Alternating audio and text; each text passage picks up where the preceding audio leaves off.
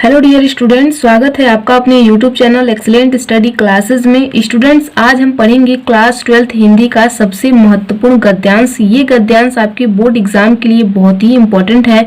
आपके board exam में कई बार देखने को मिले हैं, बार बार रिपीट किए गए हैं ये गद्यांश, तो ये आपके बोर्ड एग्जाम के लिए बहुत ही इंपॉर्टेंट है। अगर आप लोग क्लास 12th में हैं और बोर्ड एग्जाम की तैयारी कर रहे हैं तो ये वीडियो आपके लिए बहुत ही इंपॉर्टेंट होने वाली है। तो वीडियो को बिल्कुल भी स्किप ना करें, वीडियो को लास्ट तक जरूर देखें।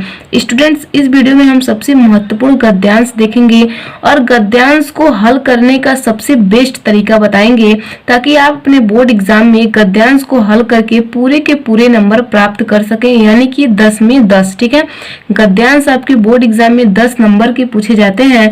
तो इस वीडियो में हम आपको गद्यांश को हल करने का सबसे बेस्ट तरीका बताएंगे, तो वीडियो को बिल्कुल भी स्किप ना करें। चैनल पर नए हैं तो चैनल को सब्सक्राइब करके बेल आइकन को प्रेस कर दीजिए, जिससे हमारे द्वारा बनाए गए सभी वीडियो का नोटिफिकेशन आपके पास आसानी से पहुंच पाएगा। तो चलिए हम वीडियो को स्टार्ट करते हैं और समझते हैं। स्टूडेंट, सबसे पहले हम देख लेते हैं आपके बोर्ड एग्जाम में गद्यांश यानी कि प्रश्न कैसे देखने को मिलेंगे। ठीक है, 2023 यूपी बोर्ड के लिए ये वीडियो बहुत ही इंपॉर्टेंट है। ठीक है, तो ये आपके बोर्ड एग्जाम में किस प्रकार से देखने को मिलेंगे। आपके बोर्ड एग्जाम में बोलेगा, दिए गए गद्यांश पर आधारित निम्नलिखित प्रश्नों के उत्तर दीजिए। तो स्टूडेंट्स, इस प्रकार से आपको गद्यांश देखने को मिलेंगे। यहाँ पे मैंने एक गद्यांश लिया है जो कि बहुत ही इंपॉर्टेंट है, और आपके बोर्ड एग्जाम में आपको 2 गद्यांश देखने को मिलेंगे। प्रत्येक गद्यांश के नीचे आपको 5 प्रश्न देखने को मिलेंगे। तो दोनों गद्यांश में से किसी एक गद्यांश को आपको हल करना होगा, जिसके लिए आपको 10 नंबर दिए जाएंगे। ठीक है, तो वहां पे आपको 2 गद्यांश दिए रहेंगे, प्रत्येक गद्यांश के नीचे 5 प्रश्न दिए रहेंगे। तो आपको किसी एक ही गद्यांश को यानी 5 प्रश्न को ही हल करना होगा। ठीक है, तो आप लोग बिल्कुल भी कंफ्यूज ना होइएगा, आप लोगों को दोनों में से किसी एक को ही हल करना है। तो यहाँ पे मैं सबसे महत्वपूर्ण गद्यांश लेकर के आई हूँ। हो सकता है 2023 में आपको यही गद्यांश देखने को मिल जाए, क्योंकि ये बहुत ही महत्वपूर्ण गद्यांश है। तो ध्यान से देखिए कि किस प्रकार से हमें हल करना है। तो यहाँ पे देखिए, ये गद्यांश दिए गए हैं और इसके नीचे दिए गए हैं 5 प्रश्न, जैसा कि आप यहाँ पे देख सकते हैं। तो ऐसे ही 5 प्रश्न आपको आपके बोर्ड एग्जाम में देखने को मिलेंगे। तो सबसे पहले हम गद्यांश को रीड करते हैं, उसके बाद हम प्रश्न को रीड करेंगे और उसके बाद 1 बाय 1 करके हम उत्तर लिखेंगे। तो देखिए गद्यांश क्या है। भूमि का निर्माण देवों ने किया है, वह अनंत काल से है। उसके भौतिक रूप, सौंदर्य और समृद्धि के प्रति सचेत होना हमारा आवश्यक कर्तव्य है। भूमि के पार्थिव स्वरूप के प्रति हम जितने अधिक जागरूक रहेंगे, उतना ही हमारी राष्ट्रीयता बलवती हो सकेगी। ठीक है, यह पृथ्वी सच्चे अर्थों में समस्त राष्ट्रीय विचारधाराओं की जननी है। ठीक है, तो यहाँ पे क्या कहा जा रहा है, आगे देखिए, जो राष्ट्रीयता पृथ्वी के साथ नहीं जुड़ी वह निर्मूल होती है। राष्ट्रीयता की जड़ें पृथ्वी में जितनी गहरी होंगी, उतना ही भावों का अंकुर पल्लवित होगा। इसीलिए पृथ्वी के भौतिक स्वरूप की आद्यपांत जानकारी प्राप्त करना, उसकी सुंदरता, उपयोगिता और महिमा को पहचानना आवश्यक धर्म है। तो यहाँ पे आपका ये गद्यांश है। इसी प्रकार से आपको गद्यांश देखने को मिलेंगे। इसमें देखिए प्रश्न दिए गए हैं 5। पहला प्रश्न क्या है, उपयुक्त गद्यांश के पाठ और लेखक का नाम लिखिए। तो यहाँ पे ये जो गद्यांश दिए गए हैं, इसी का आपको पाठ का और लेखक का नाम लिखना है। जिस भी पाठ से ये लिया गया है, उस पाठ का नाम और उस पाठ के लेखक का नाम आपको लिखना है। ठीक है, अभी हम आपको बताएंगे, तो टेंशन नहीं लेना है। और देखिए दूसरा क्या है, रेखांकित अंश की व्याख्या कीजिए। तो यहाँ पे ये जो रेखा खींची गई है, आपके बोर्ड एग्जाम में भी ऐसे ही रेखा खींची हुई मिलेंगी। तो जितनी भी रेखाएं खींची रहेंगी, उसकी आपको क्या करनी होगी, व्याख्या करनी होगी। तो ये भी अभी हम आपको बताएंगे। ठीक है, तो ध्यान दीजिए।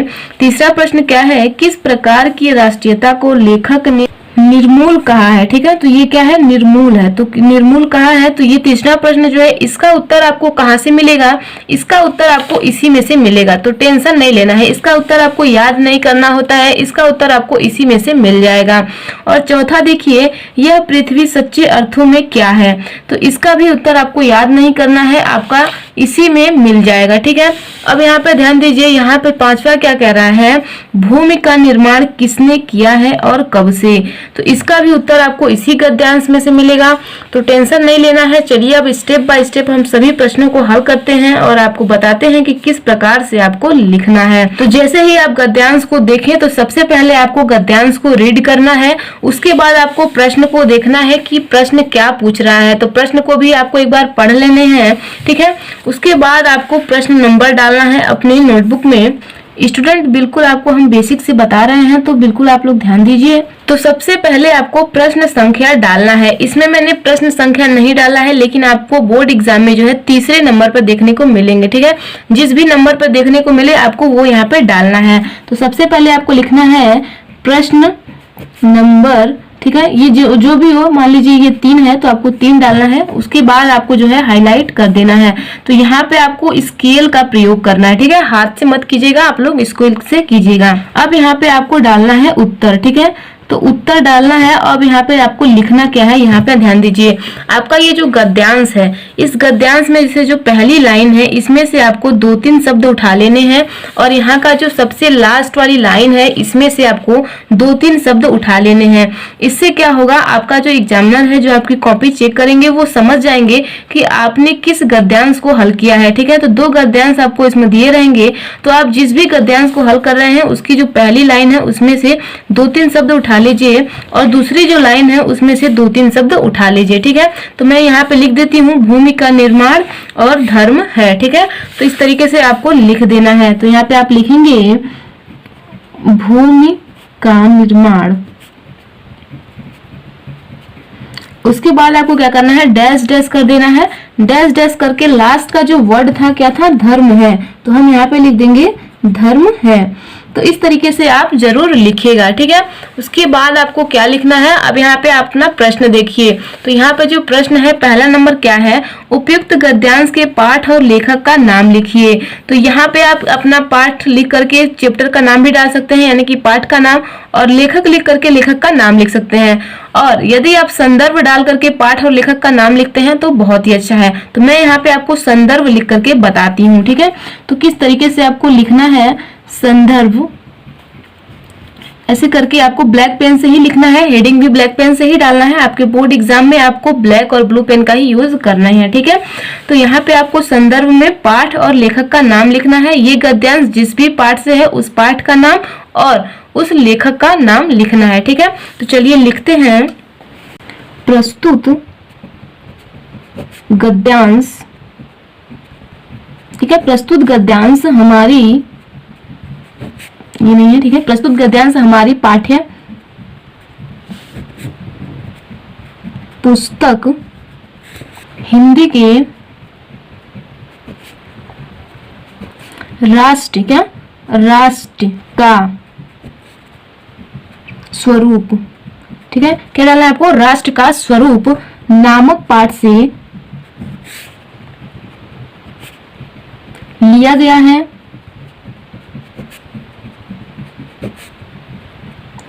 इसके लेखक या फिर इसके रचयिता भी आप लिख सकते हैं। तो इसके लेखक डॉक्टर वासुदेव शरण अग्रवाल हैं। डॉक्टर वासुदेव शरण अग्रवाल हैं।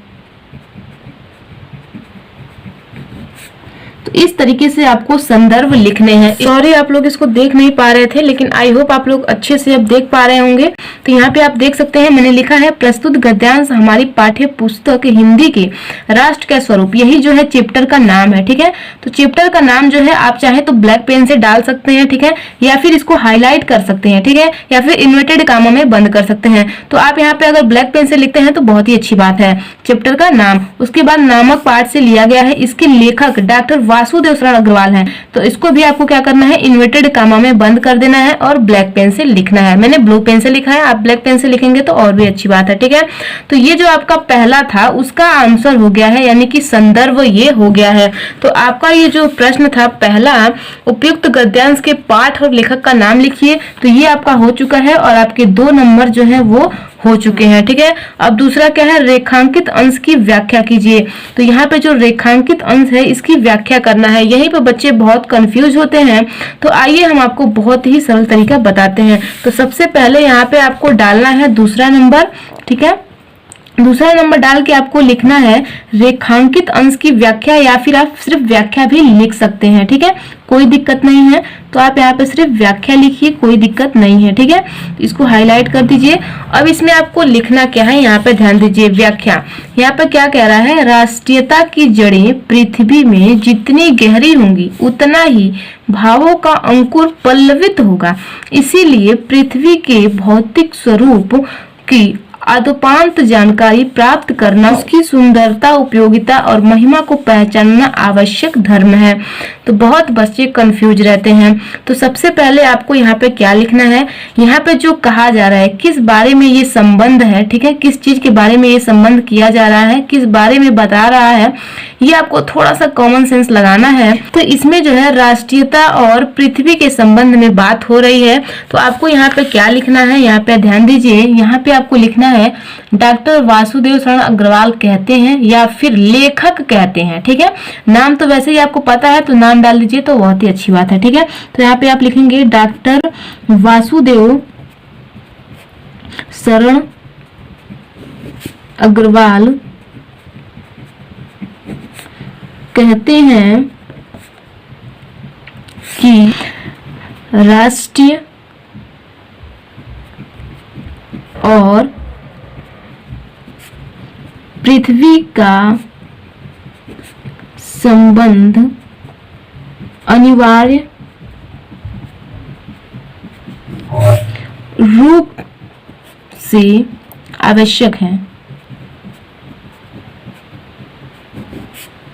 इतना आप लिख दिए। ठीक है, अब यहाँ पे ध्यान दीजिए, इसमें क्या लिखा हुआ है, ये लिखा हुआ है राष्ट्र की जड़ें पृथ्वी में जितनी गहरी होंगी। तो यहाँ पे आप लिखिए पृथ्वी के साथ राष्ट्रीयता का संबंध जितना अधिक मजबूत होगा, ठीक है, उतना ही भावों का अंकुर पल्लवित होगा। अंकुर मतलब होता है संभव, पल्लवित मतलब होता है विकास। ठीक है, तो उतना ही अधिक राष्ट्रीय भावनाओं का विकास भी संभव होगा। तो यहाँ से यहाँ तक का आप यहाँ पे अर्थ लिखिए, पृथ्वी के साथ राष्ट्रीयता का संबंध जितना अधिक होगा उतना ही अधिक राष्ट्रीय भावनाओं का विकास भी संभव होगा। ठीक है, तो यहाँ से लेकर के यहाँ तक का अर्थ हो गया। अब यहाँ से देखिए, इसीलिए पृथ्वी के भौतिक स्वरूप की आदुपांत जानकारी प्राप्त करना, उसकी सुंदरता, उपयोगिता और महिमा को पहचानना आवश्यक धर्म है। ठीक है, तो यहाँ पे आपको लिखना है इस सृष्टि के प्रत्येक व्यक्ति का यह आवश्यक कर्तव्य एवं धर्म है कि वह पृथ्वी के भौतिक स्वरूप, क्या कह रहा है, भौतिक स्वरूप पूरी तरह से परिचित हो। भौतिक स्वरूप से क्या हो, पूरी तरह से परिचित हो, और साथ ही उसकी सौंदर्य, उपयोगिता, यहाँ पे क्या कहा जा रहा है, उसकी उपयोगिता, उसकी सौंदर्य यानी कि सुंदरता, तो उसकी उपयोगिता, उसकी सुंदरता और महत्व की भी ज्यादा से ज्यादा जानकारी हो, यानी कि महत्व की शुरू से लेकर अंत तक जानकारी हो। तो यहाँ पे क्या कहा जा रहा है, आदोपांत। आदोपांत मतलब शुरू से लेकर के अंत तक की जानकारी प्राप्त करने के लिए यहाँ पे बोला जा रहा है। तो यहाँ पे आप यहाँ से लेकर के यहाँ से सीधे लिखिए, इस दृष्टि के प्रत्येक व्यक्ति का यह आवश्यक कर्तव्य एवं धर्म है कि वह पूरी तरह से परिचित हो। किससे परिचित हो, पृथ्वी के भौतिक स्वरूप से। ठीक है, और साथ ही उसके सौंदर्य, उपयोगिता और महत्व से भी पूरी तरीके से परिचित हो, यानी कि शुरू से लेकर के अंत तक जो है वो उससे परिचित हो। ठीक है, तो इसका अर्थ आपको ये लिखना है। आइए हम आपको लिख करके दिखाते हैं। तो यहाँ तक आपने लिखा है, डॉक्टर वासुदेव शरण अग्रवाल कहते हैं कि राष्ट्रीय और पृथ्वी का संबंध अनिवार्य रूप से आवश्यक है। इसीलिए लिखिए, इसीलिए, ठीक है, इसीलिए पृथ्वी के साथ राष्ट्रीयता का संबंध जितना अधिक मजबूत होगा, क्या, जितना अधिक मजबूत होगा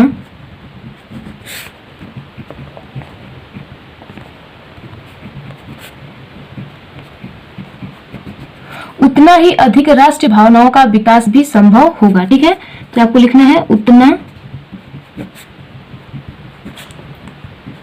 अधिक राष्ट्रीय भावनाओं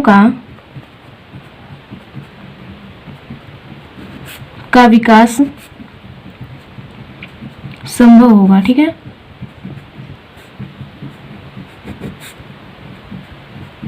तो इस तरीके से आपको लिखने हैं। ठीक है, अब यहाँ तक तो ये हो गया। ठीक है, राष्ट्रीय से लेकर के आपका पल्लवी तक हो गया। अब यहाँ पे लिखिए, इसीलिए पृथ्वी के स्वरूप को आदोपांत जानकारी प्राप्त करना, उसकी सुंदरता और महिमा को पहचानना आवश्यक धर्म है। तो यहाँ पे हम लिखेंगे, हम लिख लेते हैं, समय कम है। ठीक है, लिख करके फिर हम आपको दिखाते हैं। तो यहाँ पे देखिए मैंने व्याख्या लिख लिया है। ठीक है, व्याख्या थोड़ा बड़ा था जिस वजह से मुझे लिखना पड़ा। तो यहाँ तक की जो व्याख्या तो हो गई थी, फिर यहाँ से लेकर के मैंने यहाँ तक के लिख दिया है। तो यहाँ से मैंने लिखा है, इस दृष्टि से प्रत्येक व्यक्ति का यह आवश्यक कर्तव्य एवं धर्म है कि यह पृथ्वी के भौतिक स्वरूप से पूरी तरह से परिचित रहे, साथ ही उसके सौंदर्य, उपयोगिता और महत्व की भी शुरू से आखिरी तक जानकारी रखे। ठीक है, तो मैंने यहाँ से इसका व्याख्या कर दिया है। तो आई होप आप लोग समझ सकेंगे। ठीक है, तो आपको सिर्फ इतना ही व्याख्या करना होता है जितना ये रेखा खींची गई है। ठीक है, तो यहाँ से लेकर के यहाँ तक जो है व्याख्या आपकी हो चुकी है। तो यहाँ पे मैंने लिख दिया है, एक बार आप लोग इसको ध्यान से पढ़ लीजिएगा। ठीक है, अगर आप लोगों को व्याख्या करने में ज्यादा दिक्कत होती है तो आप लोग नीचे कमेंट करके बताइएगा। मैं आप लोगों के बोर्ड एग्जाम के लिए जितने भी महत्वपूर्ण गद्यांश है उनकी व्याख्या मैं करवा दूंगी, तो आप लोग उसे प्रिपेयर कर लीजिएगा। ठीक है, तो यहाँ पे आपका जो दूसरा प्रश्न था रेखांकित अंश की व्याख्या का, ये भी आपका हो चुका है और आपके 2 नंबर जो है वो पूरे हो चुके हैं। ठीक है, अब आपका ये जो तीसरा प्रश्न है, किस प्रकार की राष्ट्रीयता को लेखक ने निर्मूल कहा है, तो इसका जो उत्तर है आपको इसी में से देखने को मिलेगा। तो आइए देखते हैं, तो किस प्रकार की राष्ट्रीयता को लेखक ने निर्मूल कहा है। तो यहाँ पे देखिए, जो राष्ट्रीयता पृथ्वी के साथ नहीं जुड़ी वह निर्मूल होती है। तो यहाँ से उठा करके आप यहाँ तक लिख दीजिए, यही है उसका आंसर। तो किस प्रकार से आपको लिखना है आइए देखते हैं। यहाँ पे आपको नंबरिंग कर देनी है। ठीक है, ये तीसरा का आप उत्तर लिख रहे हैं तो यहाँ पे थोड़ा सा अपने तरीके से लिखिए कि लेखक कहते हैं या फिर लेखक के अनुसार। ठीक है, तो हम यहाँ पे लिखेंगे लेखक के अनुसार। ठीक है, तो लेखक के अनुसार, लेखक के अनुसार जो राष्ट्रीयता पृथ्वी के साथ जो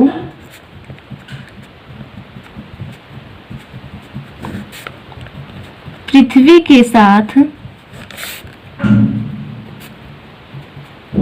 नहीं जुड़ी वह निर्मूल होती है। क्या होती है? वह निर्मूल होती है।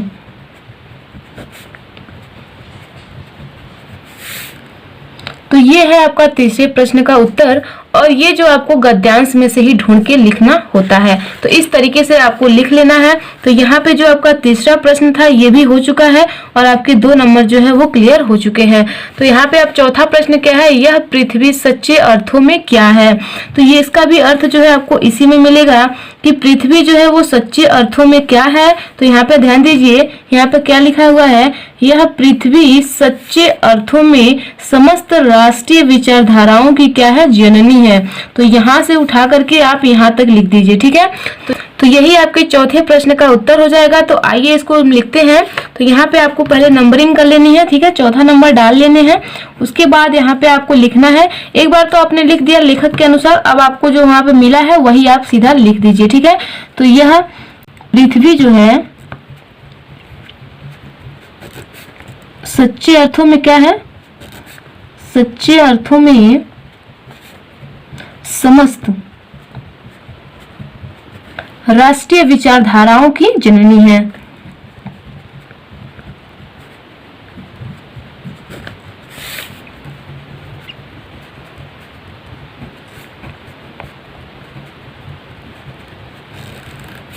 की जननी है। ठीक है,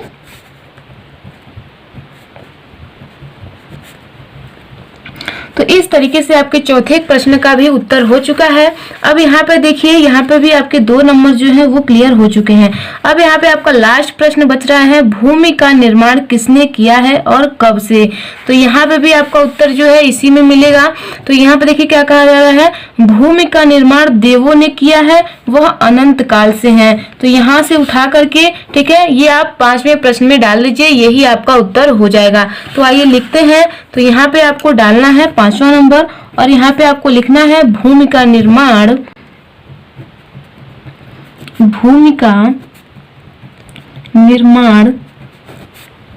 देवों ने किया है। किसने किया है? देवों ने किया है, वह अनंत काल से है।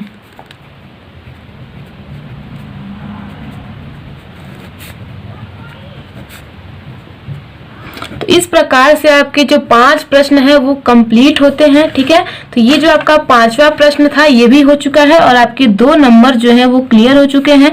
यानी कि आपको 5 हल करने थे, वो 2 नंबर के थे और अब आपके 10 नंबर जो है वो क्लियर हो चुके हैं। ठीक है, तो इसी तरीके से जो है आपको हल करने थे।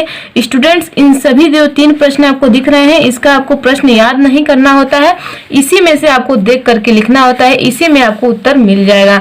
तो आई होप आप लोग समझ पा रहे होंगे। इसी प्रकार से आपको गद्यांश को हल करना था। ठीक है, बहुत ही महत्वपूर्ण गद्यांश है, तो आप लोग इसे जरूर प्रिपेयर कर लीजिएगा। कोई भी डाउट हो तो आप नीचे कमेंट करके जरूर बताइएगा और वीडियो पसंद आई हो तो वीडियो को लाइक कर दीजिए। चैनल पर नए हैं या चैनल को अभी तक सब्सक्राइब नहीं किए हैं तो चैनल को सब्सक्राइब करके बेल आइकन को प्रेस कर दीजिए, जिससे हमारे द्वारा बनाए गए सभी वीडियो का नोटिफिकेशन आपके पास आसानी से पहुंच पाएगा। तो मिलते हैं हम नेक्स्ट वीडियो में। करते रहिए अपनी तैयारी बेहतरीन तरीके से। आज के लिए इतना ही। जय हिंद, जय भारत।